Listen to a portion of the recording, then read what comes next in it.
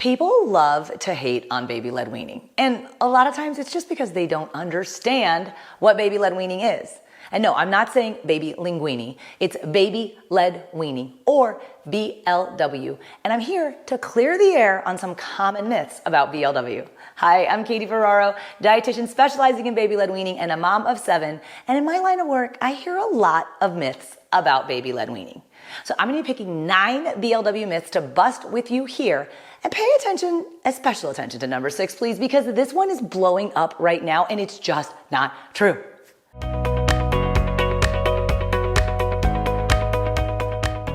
Oh, you're doing baby-led weaning, says your underinformed mom friend. That's just so easy. It just means that you don't feed your baby purees. No, it does not. You can honor the self-feeding principles of baby-led weaning and still offer your baby naturally pureed foods like full-fat whole milk yogurt or unsweetened applesauce or oatmeal. You just do it using the preloaded spoon approach. So this preloaded spoon approach is a technique developed by my friend and colleague, Dawn Winkleman. Dawn is a speech language pathologist specializing in baby-led weaning. She's a product designer, and here's how the preloaded spoon approach works. You put the pureed food like yogurt in the bowl or on the mat for your baby, and then you put the pureed food on the spoon, and then you hand the spoon to your baby handle side first. Now, you may have to help guide your baby's hand to mouth at first, but to be honest, they get really good and they get the hang of it quite quickly. So no, baby-led weaning does not mean entirely skipping purees. Purees are actually an important texture for your baby to master, but they're just not the only texture that babies can eat.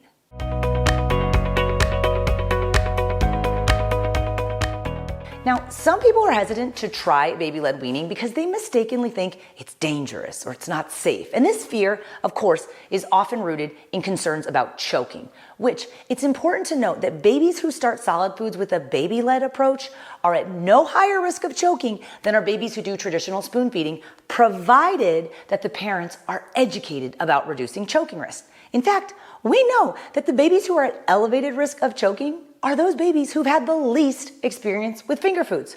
So no, baby-led weaning is not dangerous. There's actually a real incredible body of research that supports a baby-led approach to starting solids as a safe and effective alternative to traditional spoon feeding. Be sure to check out my other video called Will My Baby Get Enough Nutrition with Baby-Led Weaning at 6 months old if you have other nutrition questions.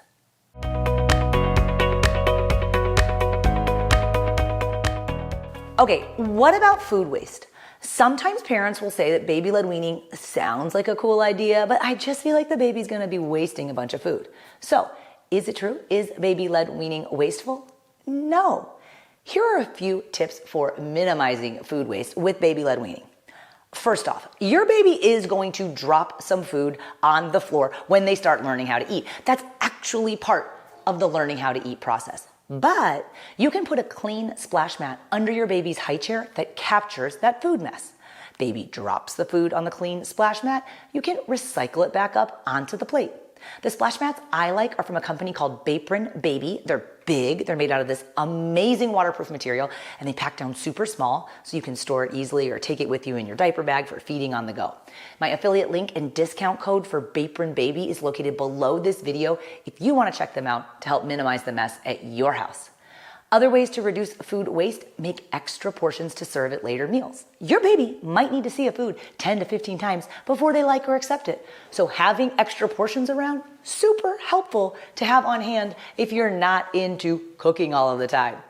You can also refrigerate or freeze extra portions for your baby to use later too. I love these easy peasy mats and bowls that now come with lids. They're perfect for storing meals. You can make ahead of time for going to daycare or for a babysitter or a caregiver to use, or just for your future self. If you are into prepping extra portions to save yourself some time during the busy week, let me know in the comments. I'm gonna put these plates and lids down there with a discount code below this video as well.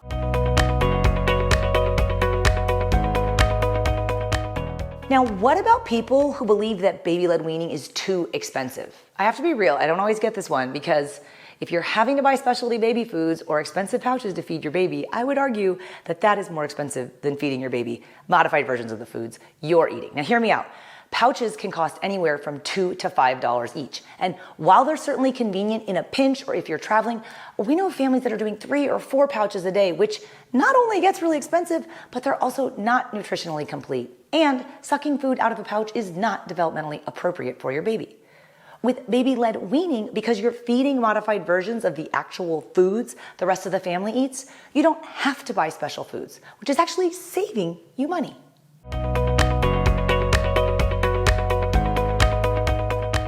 Some hesitation about baby-led weaning is certainly related to the mess. And I'm not here to convince you that baby-led weaning is not messy, because it does get messy when babies are learning how to eat. I just want to remind you that it's not our job to eliminate the mess. But we can take a few steps to minimize the mess. So using that splash mat that I was telling you about and putting it under the high chair can really help to minimize the mess. I also like to use a baby-led weaning bib. I stay away from those really big tent-like contraptions that can certainly restrict or limit your baby's range of motion. And I also do not like the heavy silicone trough bibs that can weigh your baby's head and neck down when they're trying to learn how to eat. The bibs that I use for baby-led weaning are from the same splash mat company. That company is called Bapron Baby. They make this pinafore style baby-led weaning bib called a Bapron. It's a blend between an apron and a bib, and it ties behind your baby's shoulder blades versus like it's not all up in their neck, which can be a really negative sensory experience. I don't know for you, but like for me, if I have a t-shirt on, I'm trying to run, I'm like, it's choking me. These bibs are much more comfortable for your baby. And what's also awesome is because they tie around the back, your older baby can't rip them off by themselves. So the Bapron bibs are made out of the same amazing waterproof material that they use in the splash mats, but you can just rinse these bibs out in the sink after each meal. You dry them on the drain board, and then you can reuse them for the next meal, which saves you so much time from doing excess laundry too. This is a hard one for some parents, but I am going to encourage you to lean into the mess when your baby is learning how to eat. And that's because learning how to eat is a full sensory experience, right? When your baby is touching the food and smashing the food and sniffing the food and putting it in their hair, that's all part of the full sensory experience that is learning how to eat. I know it's tempting to always want to like clean as we go, especially if you're type A like me, but please do not wipe or clean your baby when they are exploring with new foods. I mean, like, how would you feel if you were trying to learn how to eat oatmeal and then this lady keeps coming at you with her wet wipe or her washcloth, right? Let your baby get messy. Let them participate fully in that sensory experience. The constant wiping, that can lead to negative associations with food and feeding.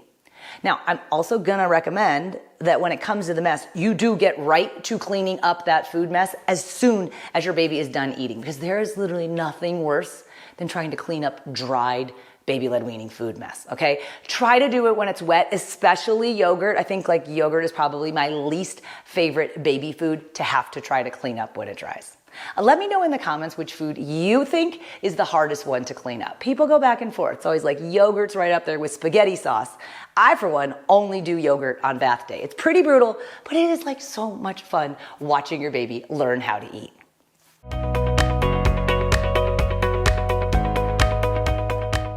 So another myth about baby-led weaning is that babies just can't get enough iron if you're skipping over the spoon feeding of iron-fortified white rice cereal. And that is simply not true. For one, commercial baby foods like fortified cereals, they've only been around since the earlier part of the 20th century.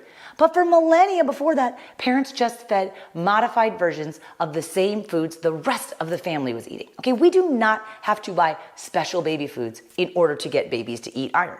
Babies can eat high iron foods like meats and egg and other plant foods that contain iron too. And if you're worried about iron intake with baby-led weaning, when we look at the research, we know that baby-led weaning can be an alternative complementary feeding type without increasing the risk of iron deficiency anemia, choking, or growth impairment. And there's other research that shows that a baby-led approach to complementary feeding does not appear to increase the risk of iron deficiency in infants. That's when parents are given advice on how to offer high iron foods with each meal.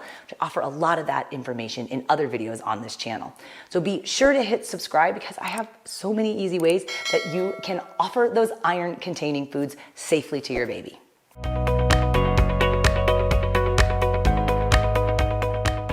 In 2016, I created the 100 First Foods approach to starting solid foods with baby-led weaning.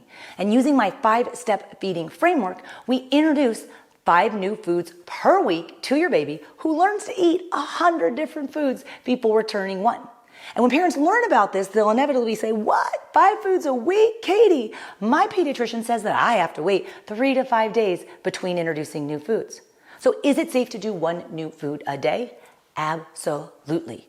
There is no data whatsoever to support this idea that we need to wait 3 to 5 days between foods. This is a myth that too often even doctors are continuing to perpetuate. Actually, all of the data points to the benefits of offering a wide variety of foods and flavors and tastes and textures early and often. This is a concept called diet diversity. And we want your baby to be trying lots of new foods during that flavor window that opens around 6 months of age. This is where your baby will like or accept a wide variety of foods. If you wait 3 to 5 days between each new food, you are unnecessarily slowing your baby down and you'll never achieve diet diversity. Now, with my 5-step feeding framework, we do build in a pad around the potentially allergenic foods in order to observe for any reaction to those foods. I have a 100 first foods list, and of those 100 foods, only 9 of the foods on the 100 first foods list are potentially allergenic foods. The other 91, it's perfectly safe to offer these 1 new food a day. They're low-risk foods. I do teach a free online workshop called Baby-Led Weaning for Beginners, where I can show you more about how to introduce these new foods safely to your baby. Plus, everyone on that free workshop gets a copy of my 100 First Foods list. The registration page is linked up below this video, or you can head to babyledweaning.co to get signed up and then grab your free copy of my 100 First Foods list.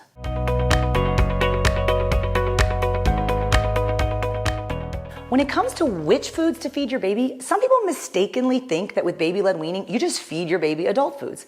And while eventually, you're working towards your baby eating those modified versions of the same foods the rest of the family eats, spoiler alert, your baby does not wake up on their 6-month birthday and then magically know how to eat all the same foods that you eat, right? Because babies need lots of time to learn how to eat. That's the whole point of this weaning process. From 6 to 12 months of age, we're giving baby a ton of time to practice with new foods and flavors and tastes and textures. So ultimately, the goal is that by the time your baby turns 1 year old, he or she is getting more nutrition from food and less nutrition from milk. That's what weaning is, all right? We're weaning your baby off of what was the primary source of nutrition for the first 6 months of life. That's infant milk, either breast milk or formula. And breast milk or formula will continue to be your baby's primary source of nutrition even as you transition to solid foods. But especially early on, we have got to be so careful about how we prepare and offer foods for baby-led weaning. We never offer hard, crunchy, or crispy foods to babies. For baby-led weaning, you cut the soft pieces of food into strips about the size of your adult pinky finger. Those BLW foods, they need to pass the squish test, meaning when you press them between your fingers and your thumb, they give quite easily. For meats, we want a nice, soft, shreddable strip of meat. I always tell parents, if you can shred the cooked meat between your finger and your thumb, then it's safe for your baby to eat with their gums. In my courses and the programs I teach, we always stick to single, individual foods for the first 8 weeks of baby-led weaning. This is what I call phase 1 of baby-led weaning. Now, when your baby moves into phase 2, or the second 8 weeks of baby-led weaning, that's when it's safe to move to combination foods, and we start doing recipes.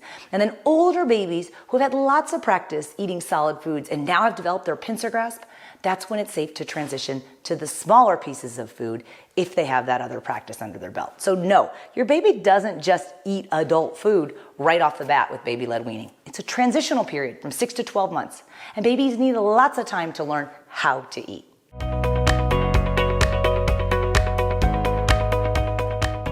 Okay, last myth. Some of you guys might be watching this video because you're interested in baby-led weaning, but you also worry that baby-led weaning is just some sort of passing parenting fad. And as a new mom who was struggling with spoon feeding for my oldest baby, I have to say that when I later found out about baby-led weaning, I thought the same thing. I was like, oh, this is just some sort of woo-woo flash in the pan parenting trend. But after doing baby-led weaning with 6 of my own 7 kids, and now having helped tens of thousands of families give their babies a safe start to solid foods, I want you to know that there is a real incredible body of evidence that supports baby-led weaning as a safe and effective alternative to traditional spoon feeding. The reason you're just starting to hear more and more about baby-led weaning is because it works And increasingly, it's being supported by research. And more parents are starting to realize that force feeding babies bland purees by spoon or pushing pouches into their mouth is not a developmentally appropriate or an enjoyable way to start solid foods. So baby-led weaning is not a fad. And whenever I talk to a parent who did the 100 First Foods approach for baby-led weaning, nobody ever says they regretted it. In fact, parents tell me every day that their decision to do baby-led weaning was the best parenting decision that they ever made. I know you are going to feel the same about your decision to do baby-led weaning, and I am so excited for you guys to take this journey. Hit subscribe for more info on giving your baby a safe start to solid foods with baby-led weaning, and thanks for watching.